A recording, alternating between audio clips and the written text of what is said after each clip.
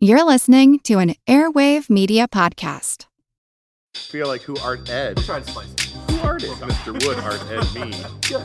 Either way, it's ambiguous. It works on so many levels. I know. That's off to a great start. Welcome to Who Arted, weekly art history for all ages. I'm your host, Kyle Wood, and today we're looking at Constantin Brâncuși. Constantin Brâncuși was a modern sculptor who altered the landscape of 20th century art. His radical simplification of form, embrace of primal energies, and profound engagement with materials laid the foundation for abstraction in sculpture and influenced generations of artists to come. He was born February 19th, 1876, in the peasant village of Hobota, nestled in the foothills of Romania's Carpathian Mountains. Now, Brâncuși's early life was steeped in rich traditions of Romanian folk art, but also the harsh reality of poverty and the strained relationship with his father, leading to multiple runaways, with one causing him to leave home for good at the age of just 11. Yet, this early immersion in the rural life with its handcrafted objects and strong connection to nature profoundly shaped his aesthetic sensibilities. The intricate wood carvings and the rhythmic forms of the peasant architecture would later find echoes in his mature work. Now, after a period of wandering, working various odd jobs, his aptitude for craft led him to the Craiova School of Arts and Crafts in 1894.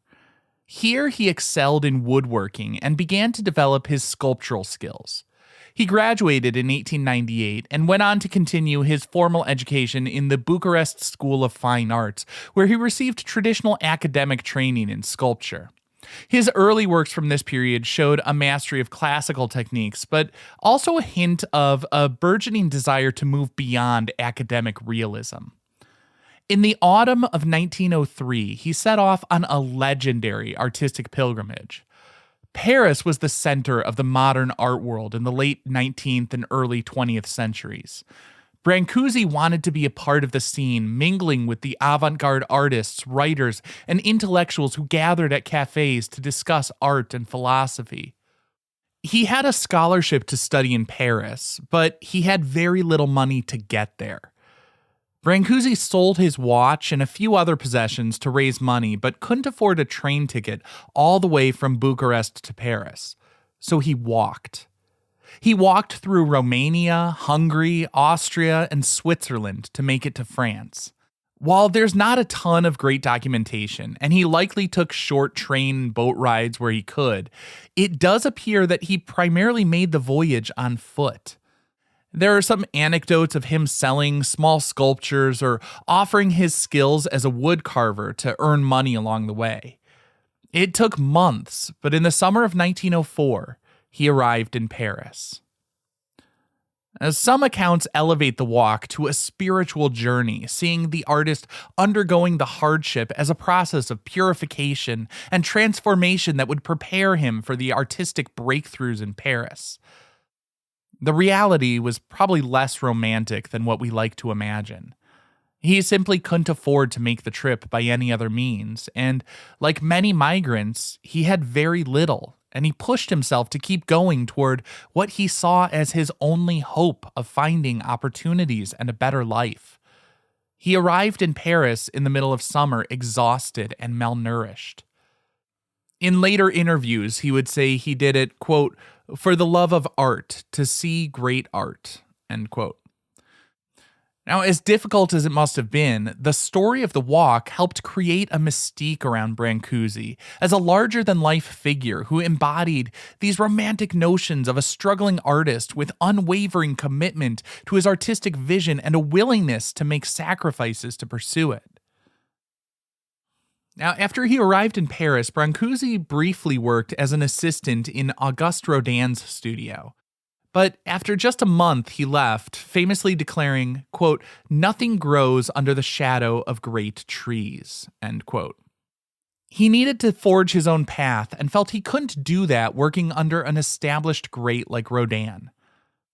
The following years were a period of intense experimentation and artistic growth. Brâncuși immersed himself in the Parisian avant-garde. He befriended artists like Modigliani, Matisse, and Duchamp. He was particularly drawn to non-Western art. He especially liked African and oceanic sculpture, finding their simplified forms matched his own aspirations. He began to shed the academic realism, progressively simplifying his forms and seeking to capture the essence of his subjects rather than their literal appearance. The Kiss, the first version from 1907-1908, is one of his earliest masterpieces. It marks a decisive shift towards abstraction.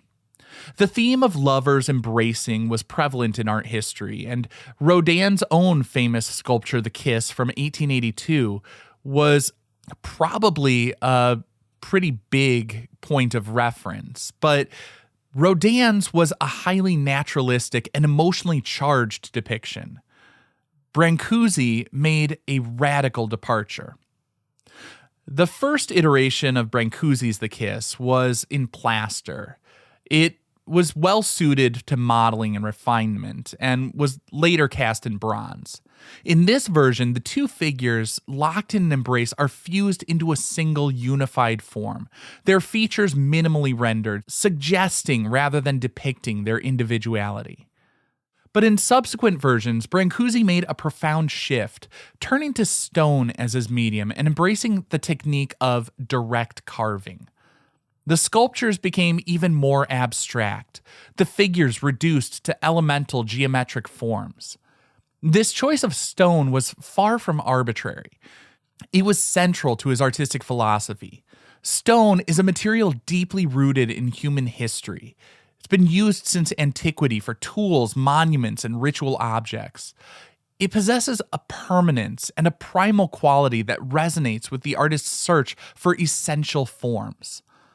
Unlike plaster or bronze, which are molded and cast, stone demands a subtractive process, a direct engagement between the artist and the material. Brâncuși believed that each block of stone held a latent form within it, and the sculptor's task was to reveal it through patient and respectful carving. This process for Brâncuși was a dialogue with the material, an attempt to uncover the inherent spirit of the stone. He said, quote, "The material itself dictates what you must do," end quote. By preserving the block-like form of the stone in The Kiss, Brâncuși emphasized its materiality, its weight, and its connection to the earth. The rough, unpolished surfaces of some versions further highlight the stone's natural texture and its inherent beauty. Now, one of the most common questions I think people have is, why reduce figures to such basic forms?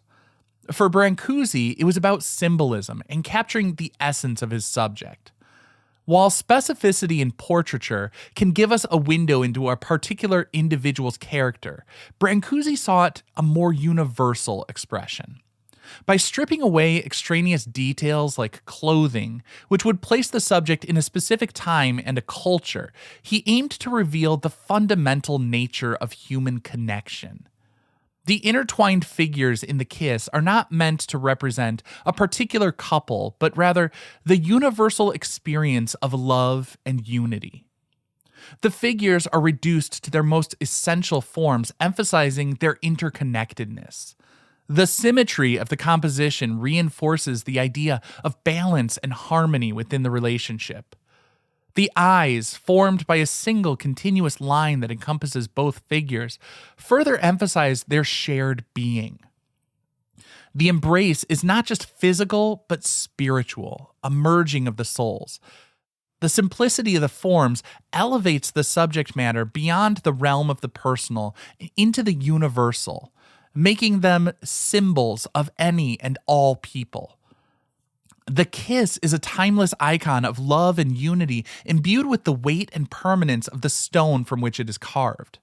The rough texture allows the viewers to connect with the artistic process, and it's a reminder of the immense effort required to reduce stone to such neat, refined, and basic forms.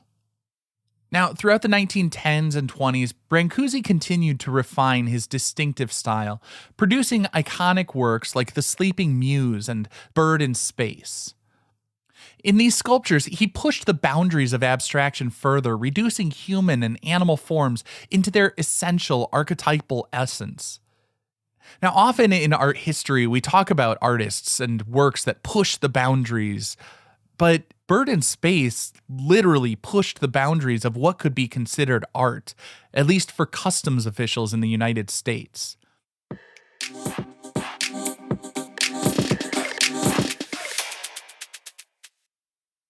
Bird in Space became a subject of controversy when it was shipped to the US in 1926.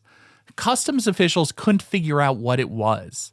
They didn't recognize it as a work of art and instead tried to classify it as a utilitarian object. Specifically, they put it under kitchen utensils and hospital supplies. And this classification subjected it to a tariff of 40% of its value. Basically, under the law at the time, art could be imported for free, but other objects were subject to tariffs or taxes, and the customs people looked at Brâncuși's sculpture, Bird in Space, and said it didn't look enough like a bird to be considered art.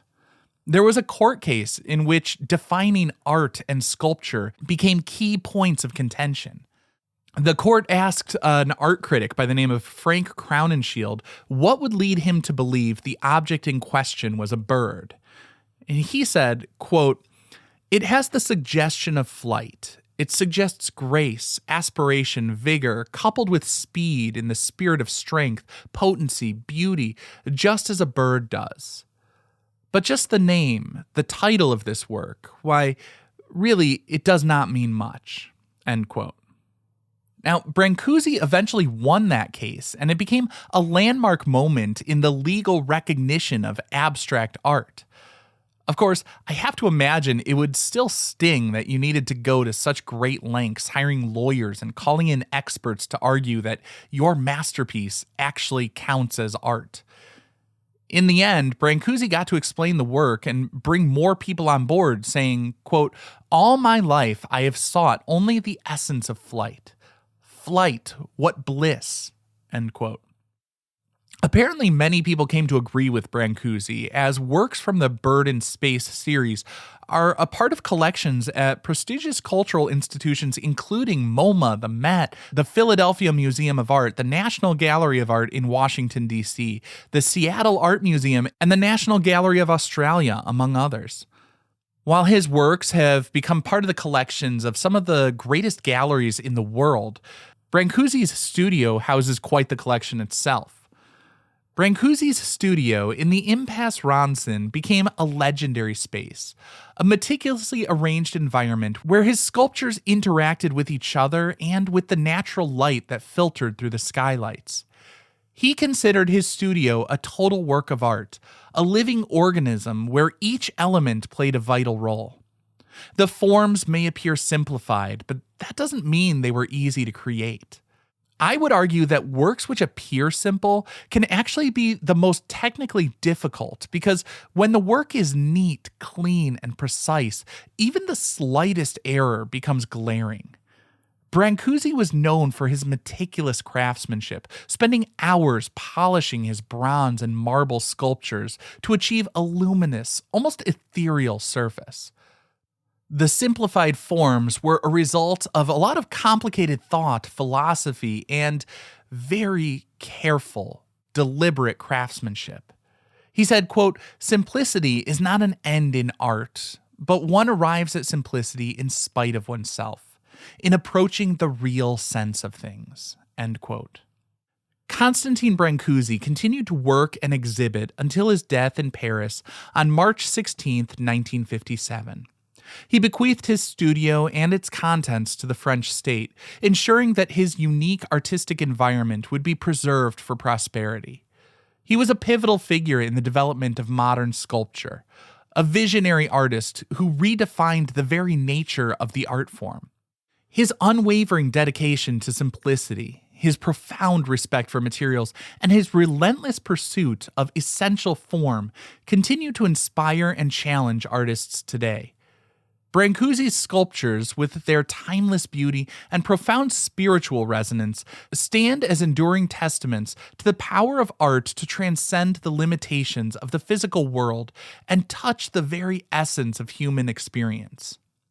His life, a journey from humble beginnings to international acclaim, serves as a powerful reminder that true artistic greatness does not come from imitating the greats that came before you. I mean, we have to learn from those who came before, but go a step further. You have to have the courage to forge your own path and listen to that inner voice that guides the creative spirit. This concludes this week's episode of Who Arted, part of the Airwave Media Podcast Network. If you found this tolerable, please leave a rating or review on your favorite podcast app. You can find images of the work being discussed this week and every week on social media at Who Arted Podcast on Twitter, Instagram, and TikTok, and of course on the website whoartedpodcast.com. Podcast done.